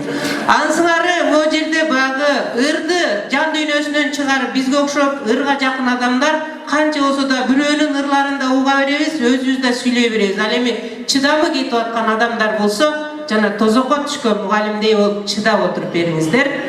Анда эмесе куттуктоо сөзгө даярбызбы кыздар? Келгиле. Саламатсыздарбы, урматтуу бүгүнкү кечебиздин катышуучулары. Мен сиздерге эмне дейин, убакыттан пайдаланып эле азыркы 2 мүнөттүн ичинде жаралып калган ырымды окуп берип коеюн. Айсалкын эже, атыңыз айтып турат, жан дүйнөңүз башка сиздин. Түн жамынган караңгыны жарык кылган, нур бар сизде жан жараткан, дүйнө жүзүн козгогон, сыйлайм сизди аял заты назигим. Карап турсам 18 жаш көрүнөсүз, дүйнөңүзгө кирсем мен чоң бир деңиздей. Сүзгүм келди ай нурунда деңизде, канча каалап кетсем дагы аздык кылат. Дүйнөдөгү жакшылыктын баарын каалайм, ден соолукта болуңуз, өнөрүңүзгө ийгилик каалайм. Алтындай асыл эжекем, бүгүнкү китебиңиздин бет ачары мен аябай сыйлайм сизди. Ар дайым жүзүңүздөн күлкү кетпесин, үй бүлөгүңүз менен бактылуу болуп, биз сыймыктанган алдыңкы жүзү жарык ажарлуу айым болуп жүрө бериңиз. Сизге арнаган ырым бар болчу, ошону окуп берейин. Эжекем, чын дилинен ырды сүйгөн, тоо десе жүрөгүнөн элжиреген, тоолук кыз тоо кадырын сезген үчүн китебине Теңир тоо деп атын берген. Тагдырдын сыноосу деген китеп, тагдырды жазуу болду буга себеп, таасир алып турмуш жолун алга сүрөп, таттуу кыял болуп дайым ага эрмек. Калемиңиз жорголоп ак баракка, туулган жерден турмушта баарын жеңген, тоскоолукка көз үрмеп кебелбеген, шаңдуу шайыр жашаңыз түбөлүккө, жан дүйнөнү тазартып ырлар менен. Бүгүнкү ачылыш кечени менен куттуктайбыз. Ошол биздин Ару дүнүйөсү кыздардын атынан тууган баракабыз тапшырып коелу. Айсалкын досум, мына бүгүнкү кечең менен куттуктайм. Тагы менден биринчиден ден соолук, ошол аяш менен өмүр бою колуңар бирге болсун. Балдарыңардын жакшы күндөрүн көргүлө, ошол өркүндөй берсин өнөрүң. Ар дайым ошо жакшылыктардын үстүндө жүрө бер. Биздин ушул Ару дүнүйөнүн атынан эбелегибизди тапшырып коебуз. Айсалкын, миң күн өтөтө бир күн демекчи, бүгүн өмүрүңдө кала турган эң бактылуу күн болуп турат.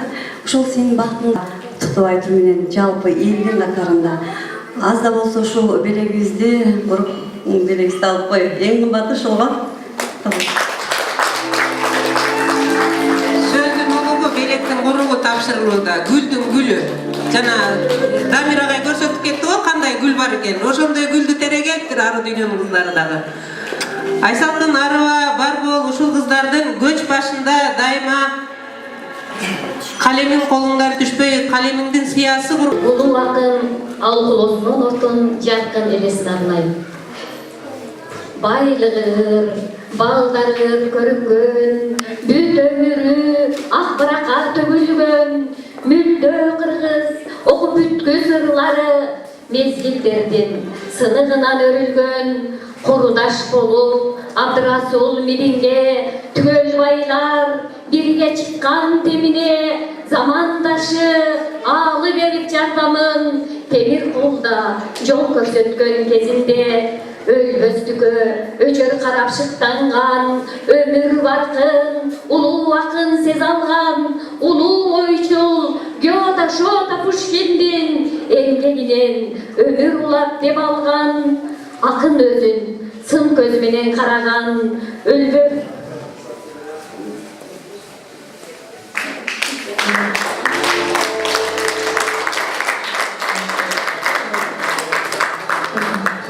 Эймейилди ачык болгон ал адам, тээ алысты көрө билип өлбөстөй, кайра кайтып жолугаарын аңдаган, азап чегип жөтөл алып кубатын, ден соолуктун көрө албады раатын, жалгыз кызы жипарадан айрылып, жытын искеп бөлүшпөдү кубанчын, айдай сулуу, айдай кызга жетпеди, сокку болду Зейнеп үйдөн кеткени, жора жолдош көгүл улап кээрирде, кеп салышат болсо экен деп бир теңи, үйлөнгөнгө оюң барбы чынында, үйдүн ээси жарың болсун жаныңда деген сөзгө башын чулгуп ойлонуп дарттың күчтүү убалго дейт соңунда менин эмки жан жолдошум каламым күн түн иштөө менин азыр талабым эмгектер көп убакытты уттурбай элим үчүн бир чоң эмгек жасайын деген акын келечекке ыр жазган ар бир ыры түгөнбөгөн чоң дастан келгис сапар кетсе дагы түбөлүп кенч калтырды муундарга из баскан жалгыз басып жүрөгүнө сыр каткан көңүлү суз жан дүйнөсүн муң баскан улуу акындын уулурдуна калтырган жолун улар ырлар калды из баскан аз өмүрдө жазып кеткен өз атын алыкулдай чыксын элден чоң акын келечектин муундары билсин деп алыкулду эскерели биз дайым. Рахмат Айсалкын, өзүңүн өлүмө өзүңө каалоо кылып айтып коеюнчу. Өнөрүңө өрнөк болуп алыкул жолон жоомат арбактары колдосун. Ура! Айсалкынга чыныгы жүрөгүңүздөрдөн эки ооз сөз болсо да айтып куттуктап, жанагы мен биринчи көрсөткөндөй гүлдөрдөн көбүрөөк тапшырып кетиңиздерчи.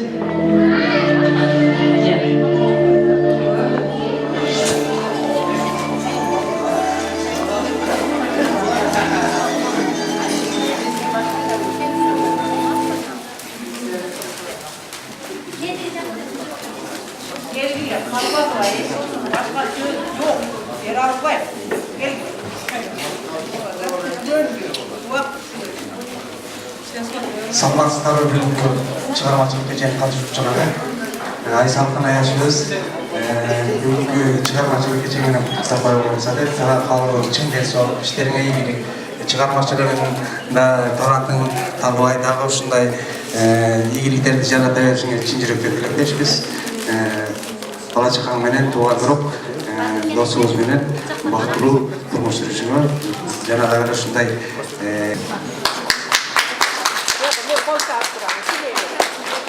эже айтпакчы биздин атыбыздан конвертте куру. Конверт чука ичинде бир бука десең эркекче айтса. Саламатсыздарбы бүгүнкү кеченин көрөрмандары, классташым, айылдашым, досум Айсалкын бүгүнкү кечең менен куттуктайм. Калемиң мындан ары дагы курчуй берсин. Сага ден соолук, үй бүлөлүк бакыт. Биз Каракылжанын кыздарыбыздай, ошо Каракылжа тууралуу бир куплет окуп берейин анда. Суктанып келген адам көңүл бурган, суусу мол толкундары ташка урган, кең өрөөн толган жерим Каракылжам.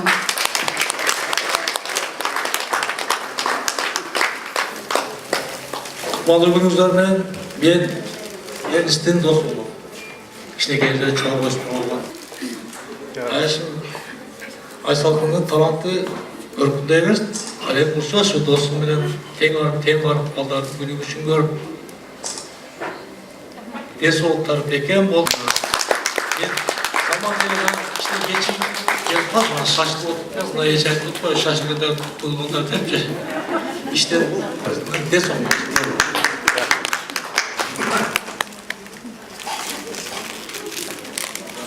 Микрофонду элге берип койгон. Досум ушу сенин кадырыңа жетип, ар дайым ушу бактап жүрөт. Айсалкын Сооронбаеванын кечесине, поэзия кечесинин открытиясына кош келиңиздер.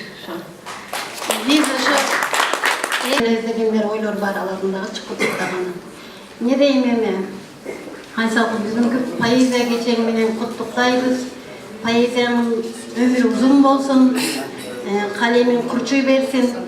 Ошо менен бирге саңа ден соолук, узун өмүр кенен болсун.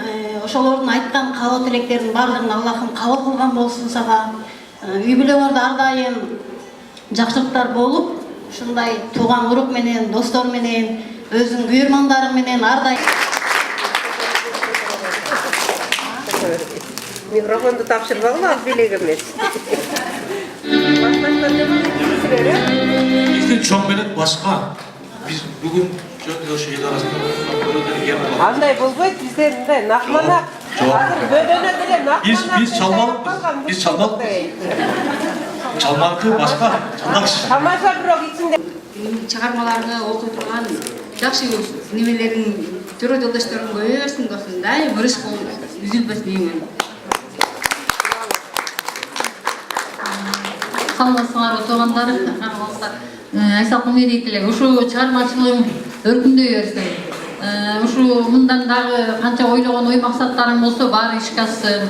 Үй-бүлөңөргө ушу үй-бүлөлүк бакубатчылык, ушу балдарыңардын жайын берсекөң чогуу учуп тең арыгыла. Микрофонду кошо тапшырат экен. Чаларабызда да. Жаңы метод. Саламатсыздарбы, кадырлуу коноктор. Бүгүн мен өзүмдүн эжем ушул Каралжанын 1-майдын жайлоолорунда чогуу чуркап жүргөн кичинекей кезибизде чогуу чоңойгон сиңдилеринен болом, чогуу чоңойгонбуз. Менин эжекем болот. Мына жерде ырдын автору менин эжем болот бир тууган. Биз деле ушул 1-май боюнча мен да эл катары кичине өзүмдү тааныштырып кетсем, 1-май боюнча өзү негизи мактанып кетсем, Сооронбаевалар, Тагаевалар дегендер активистка болгонбуз. Жакшы ушундай ырларды жазып, мен өзүм жазбасам дагы менин эжелерим жазган. Биздин арабыздан уже мына Айсалкын эжекебиз кандай сон болуп чыгып атат. Мен аябай кубанычтамын. Бүгүн ушул кечеге кабыл болуп калганыма да аябай кубанычтамын. Ошону менен бирге Айсалкын эжеке сизге дагы көп чыгармачылык каалайм. Биздин кече жакында мен Алмаш Чойбекованын кечесин бир эскерүү кечесин көрүп калдым. Ырларына обондор жазылыптыр. Аябай сонун кандай гана обончулар жазбаган ырларына обонду. Ошондой болуп ырларыңызга бүт обон жазылсын. Бүт кыргыз элинин эмес 1-май Каралжа элин бүт жерге тааныткан жөнөкөй эле акын эмес, залкар акындардан болуңуз. Мына байкебиз айтып кеткендей, Жамал Сейдахматовага окшош турат дегендей, кандай бир убакыттар өткөндөн кийин сизди дагы Сооронбаева эжекеңизге окшош экен деп бирөөлөр окшоштурууга дайыр болуп, ушундай даражага жетишиңизге тилектешпиз. Өмүрүңүз өткүндөй берсин. Урматтуу коноктор, жанагы конок келсе аш кой, эки колун бош кой дегендей, биздин стол сиздерди күтүп калды, убактыбыз 50 мүнөт калыптыр.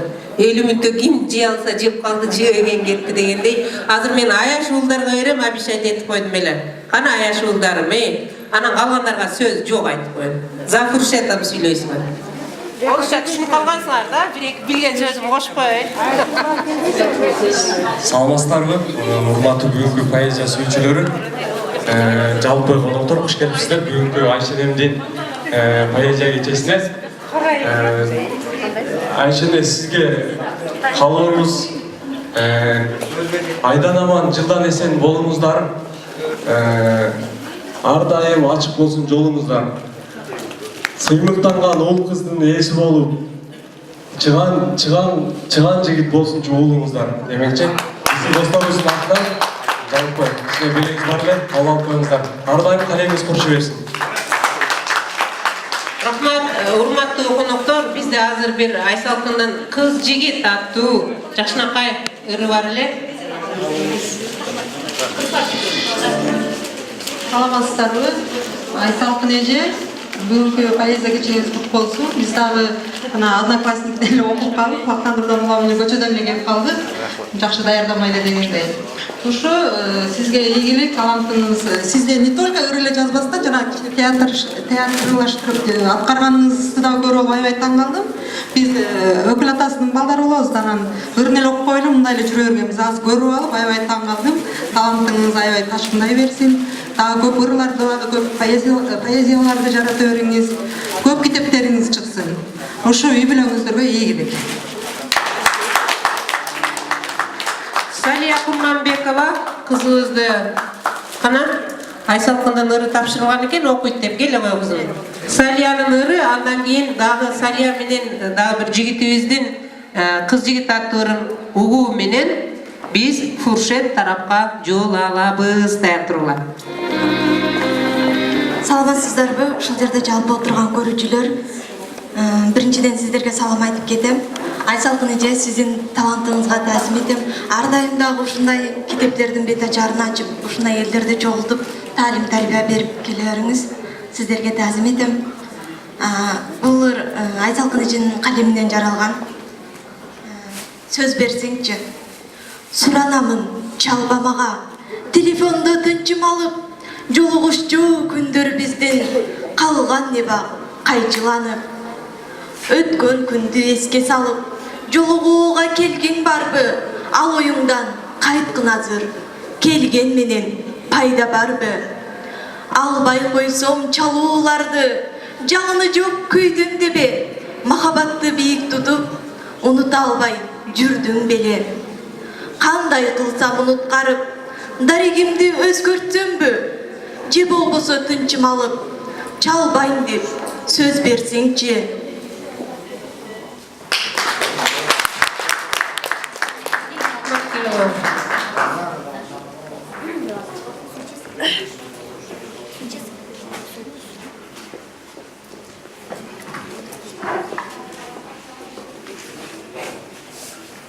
Assalamu alaikum dagы бир жолу.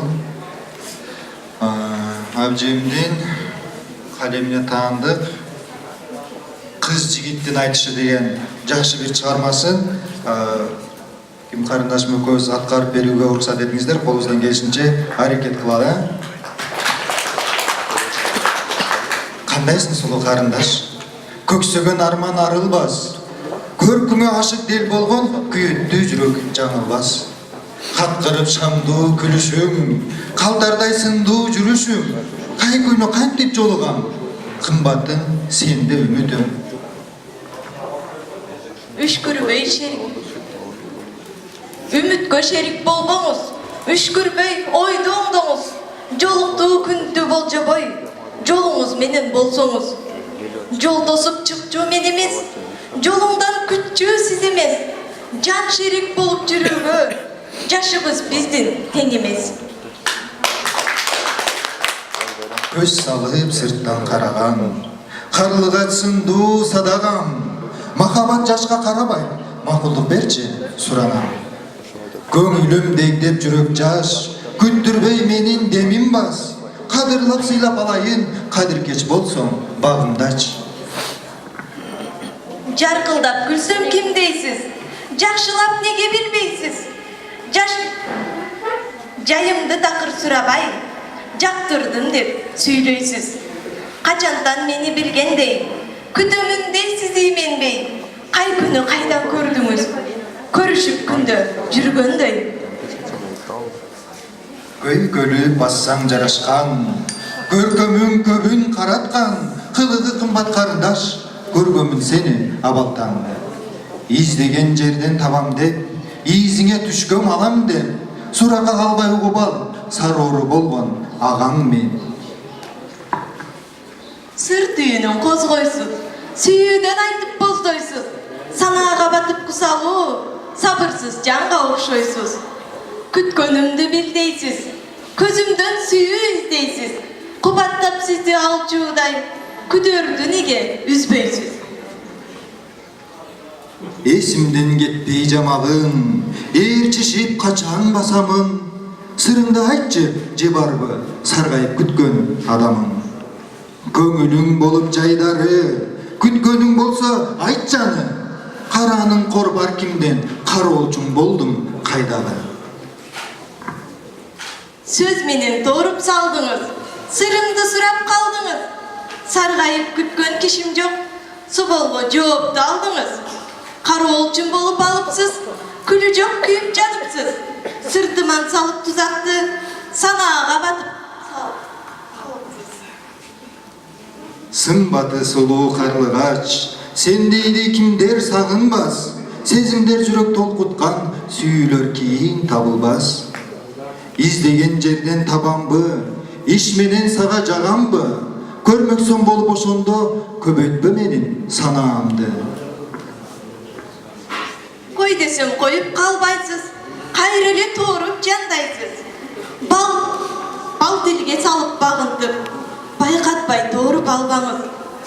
İздетпей өзүм барсамбы, ишенич артып алсамбы, сүйүүңүз эгер чын болсо, сизге жар болуп калсамбы. Сүйгөнүм чен танбайым, сүйүктүүм сенден калбайм, каалаган жигит кол жеткиз, күткөнүм болчу ардагым. Сүйүккө сизди салбайын, күтсөңүз сизди жандайын, сүйүүгө болуп чыккынчы, сүйүүсүз жашап калбайын. Сүйүүдөн жүрөк тазара, сакталсын улуу махабат, махабат көлүн бир кечип, бактылуу болсун адамзат.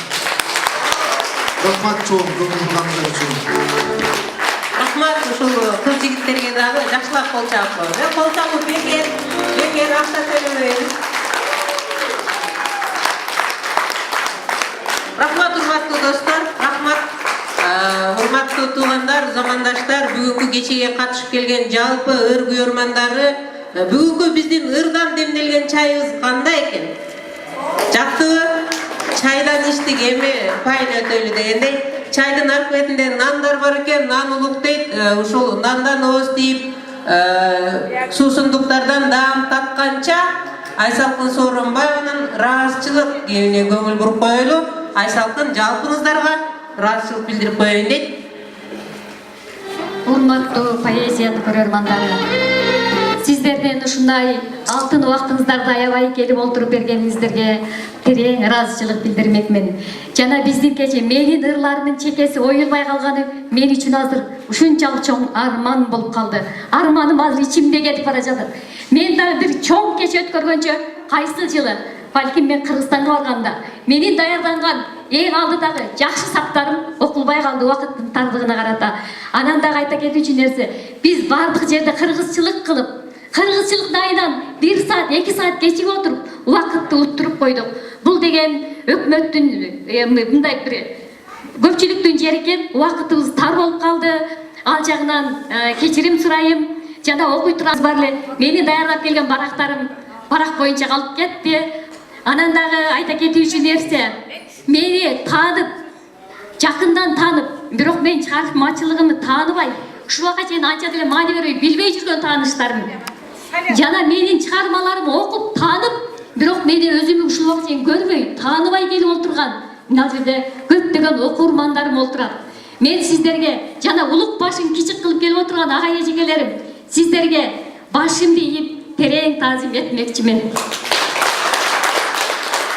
Ар дайым баскан жолуңуздар байсалдуу болуп, сапарыңыздар арымдуу болсун. Эч качан жамандык көрбөй, ар бириңиздердин үйүңүздөрдө тойлор болуп, жакшылыктар болуп, ыр күлкүлөр төгүлүп турсун демекчимин.